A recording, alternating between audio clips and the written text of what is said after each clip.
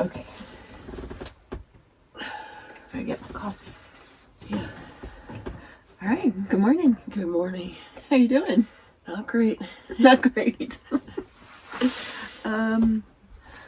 So we finished Elbert yesterday in a really good time. Yeah. We were back down at camp by 11. Yeah.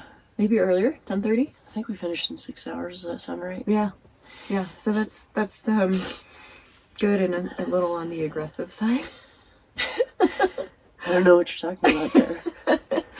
But it was good because the weather said storms were going to roll in around 11 potentially, and they didn't roll in. But we did hike through a squall, which was a little disappointing because it was cold and rainy, and I don't like rain, but it wasn't really rain. It was like mist. Yeah. I still didn't like it. Yeah, like mist, which, there's a huge difference in how you and I feel temperature-wise. And yeah. She likes to always layer up, so she had on her regular long sleeve plus, you had 2 layers on top of that? I had a long sleeve. I had my windbreaker because I got pretty chilled on the way up as soon as it got windy, and then I had my raincoat, which is basically like wearing a plastic bag. So I was warm. And then my hat. Yeah. And then so we have some temperature differences. Like, I'm freezing right now, and I know you're fine. Yeah, yesterday I stayed in my I started off with my raincoat or rain jacket and over my sun shirt, and then I took that off after 1 mile and never put it back on again. We were up at the top, and most people, that looks delicious. I'm have some breakfast. Little 500 milligram Tylenol to get through today. I'm having some serious allergy issues out here in Colorado. I'm sure you could probably hear that. So, things that we are learning from all of this is that we need to bring more than just Claritin. Maybe some Zyrtec and something to drain things out. So, be realistic about where you're going and the fact that you're going to not be in your normal habitat, and probably need to prepare for allergies, because this is not fun. This sucks. I'm going to be honest. This sucks. It affects your sleep. It's awful. Okay, so yesterday I thought went really well. Yeah. I'm really excited for altitude check and to bring everyone on this trail. It's really beautiful. I think I saw one of the most beautiful sunrises of my entire life. And it was gorgeous. So right now it's 2:30. Yeah. We're leaving as soon as we finish our coffee and our little chat here. And we're going to attempt Mount Massive today. Yeah. Any thoughts on Mount Massive? It's massive. It's massive. It's a lot of mileage to get there. So that's going to be interesting. One other thing about yesterday that we both noticed was, as we were going up, there were even parts where it wasn't even a super steep grade, but we were above that 14,000 feet of elevation. And so just the slightest little bit of incline, and we were, you could feel your heartbeat even in a different kind of way, which is normal at elevation. But the moment that we turned around and we're walking that exact same path going the other way, we're like, yay! Yeah. I think it was excitement of being done with the trail, or summiting. You're not done until you're back safe. But it's that excitement of wow, we just accomplished this.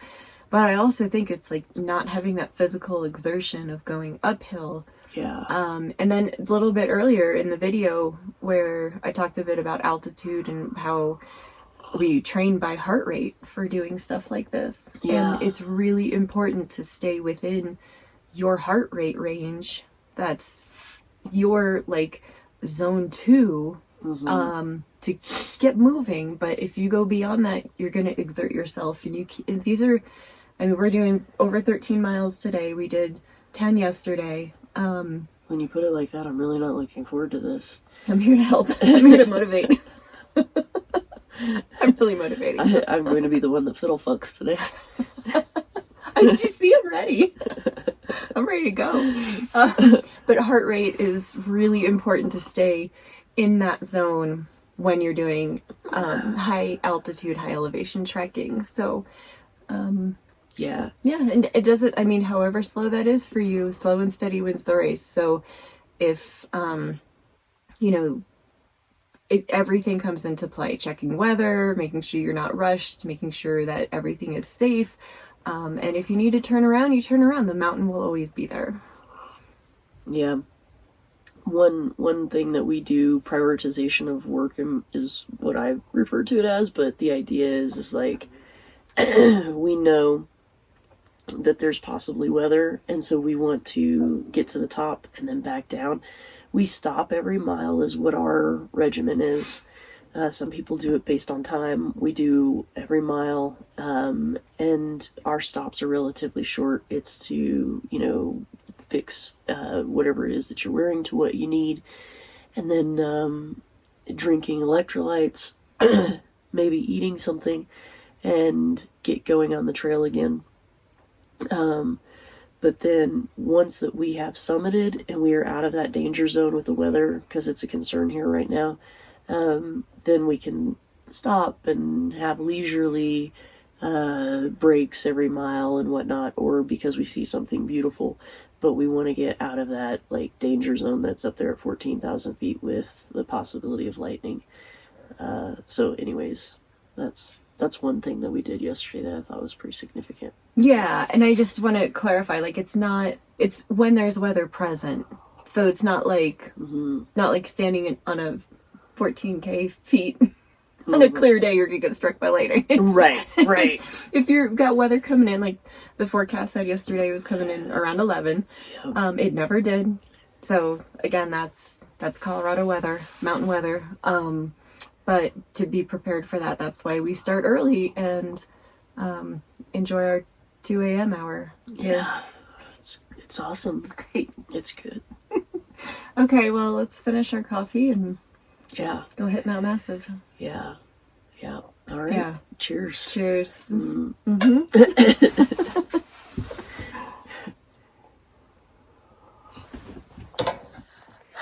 All right, we're here. Mile 1. Yeah, mile 1 is done. Mile 1, done. Yay. So we wanted to talk about there we go. Hello, Light. Some night hiking safety tips or things to consider. So going at night is actually pretty scary, because you can't see and you hear everything out there. So I really think that and you hear this over and over again, that don't do hikes like this in the backcountry by yourself. Take a buddy. So I would say that's probably my favorite one. Yeah. Right now. Yeah. We were just talking, I love night hiking, but I just told Michelle, I'm I think I'd be kind of scared if I was here by myself.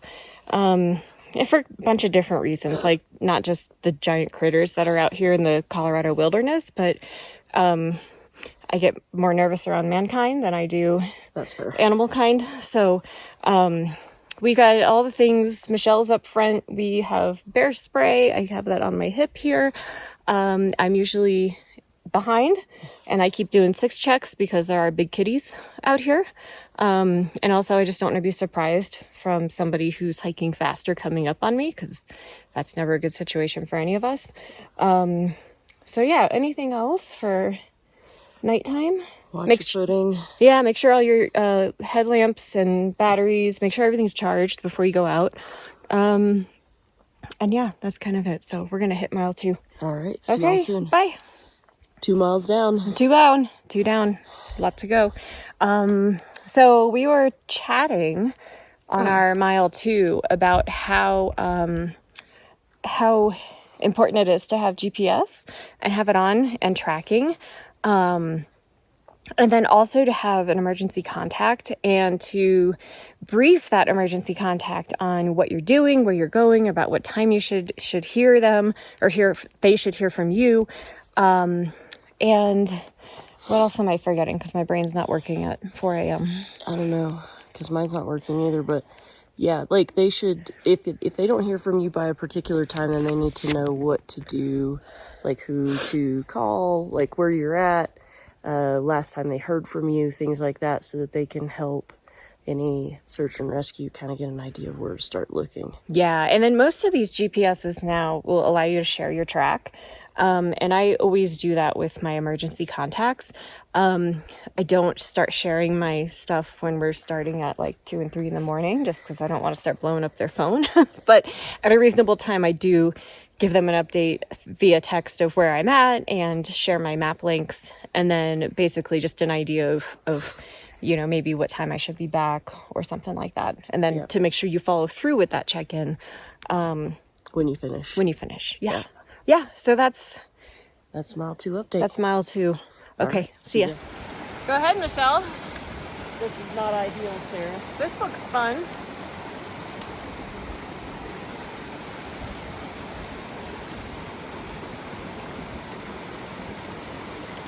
Easy.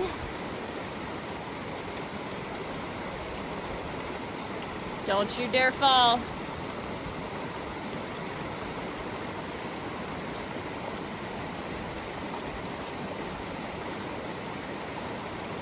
Yay! Okay, go ahead.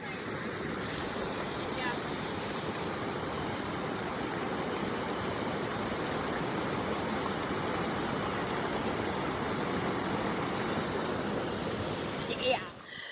Hey, mile 3. It's been mostly kind of flattish. Yeah. So our miles have been going pretty quickly, which is good, but that's all about to change in the next mile. So I think we're going to start gaining some serious elevation. What's our tip for this time? The tree. The tree. Tree at 3. Okay, so before you leave the tree line, do your last bathroom stop, because once you get above the tree line, there is no privacy, nowhere to go. So I'm going to make that one of my normal practices now, is as soon as I start to get to the edge of the tree line, take a pit stop, and lesson learned from yesterday. Which, if you're following your map, your tree line's going to be at 12,000 feet of elevation, approximately. And we are below 10,000 still. And we're hoping to get about 11 and change before the next mile check-in. Yeah, so big mile coming up. Yep. All right, off See we you go. soon. Bye. Hey, the sun's coming up. I got food in my mouth. It's all you right now. Okay. So we are at mile 4, and we're still below 12,000 feet, but at this elevation, you need to make sure that you're drinking enough water, because while you're not sweating like you are probably used to at lower elevations, it's very dry up here, and so your body literally has to add moisture to the air before it goes into your lungs, and so that's why you're experiencing a lot of dry mouth at this elevation. And you are sweating. Don't worry, your trail buddy will let you know how bad you stink. Yeah. Don't forget to eat too. Yes. My kind of technique today has been like every 2 miles I've been eating something, even if I'm not hungry. I felt like I was really kind of bonking yesterday because I didn't do that. So today I'm being more conscious about keeping up some calories, keeping up the food. On a trek like this, you will burn more than 2,000 calories. Yeah, we had just under 2,200 yesterday. Yeah, so you got to eat. And keep it fueled. Way more miles today, so yeah. Yeah. Okay, there's 4. See you at 5.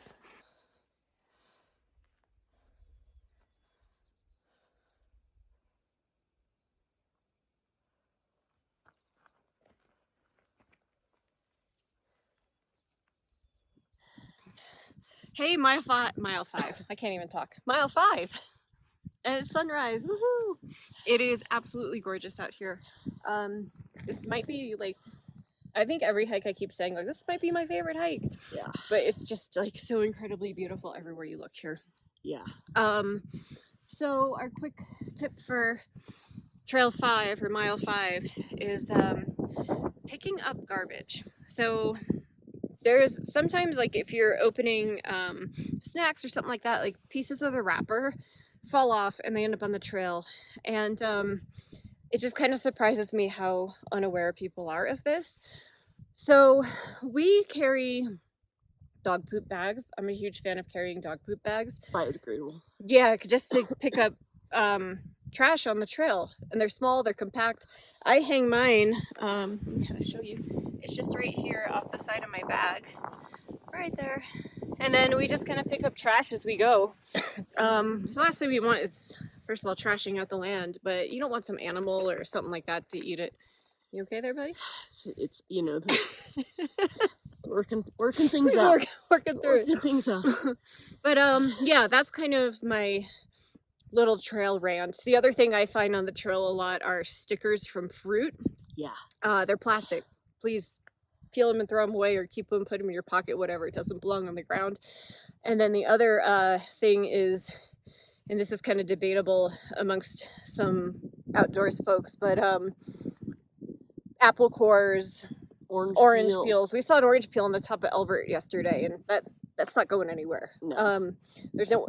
They don't grow here, Right. so they don't belong here. Right. So throw all that away. Pack it in, pack it out. Leave only footsteps. Don't pick the wildflowers. They're beautiful. Just let things be, and let's just all enjoy this beautiful nature. So that's it for mile 5. We got some straight up to go. Let me just pan around and show you what this looks like.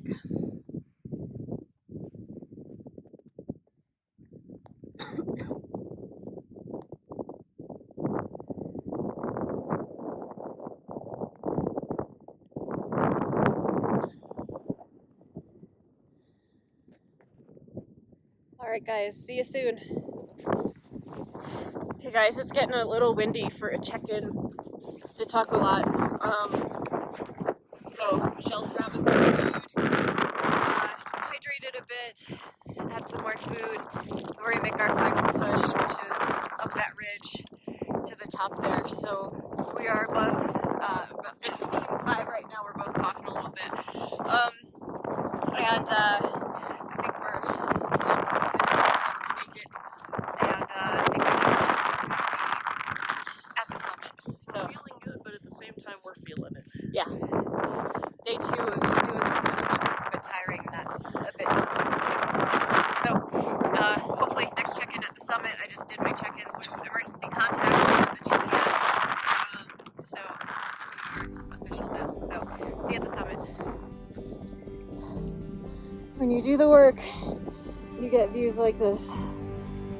We're above 14,000 feet, and just came up over this ridge line here, and it's absolutely beautiful. Here we are, up to here.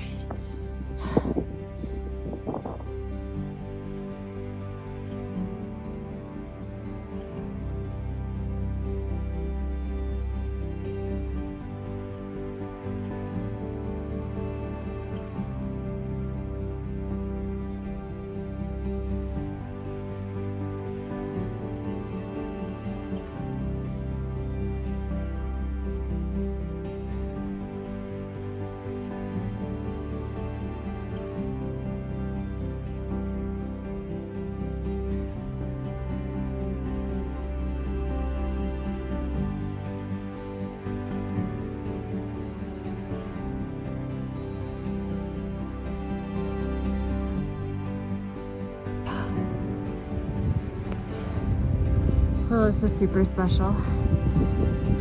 I absolutely can't believe this.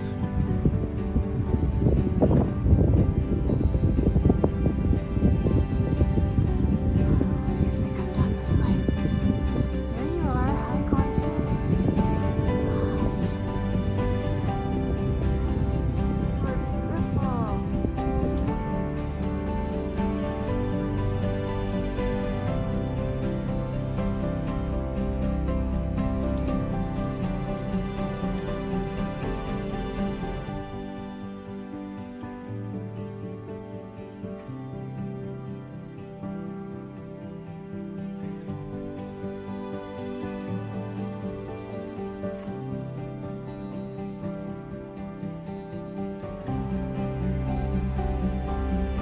This is unreal. This goat is just here taking a nap, enjoying this beautiful view and the sunrise. Just appreciating the day.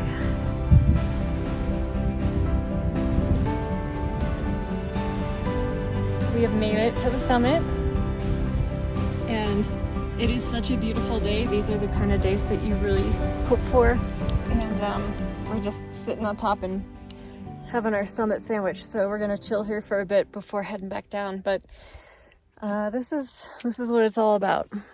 It's absolutely gorgeous. This is one of the best, like, summits I've seen in the States. Same. Yeah, Mount Massive did not disappoint.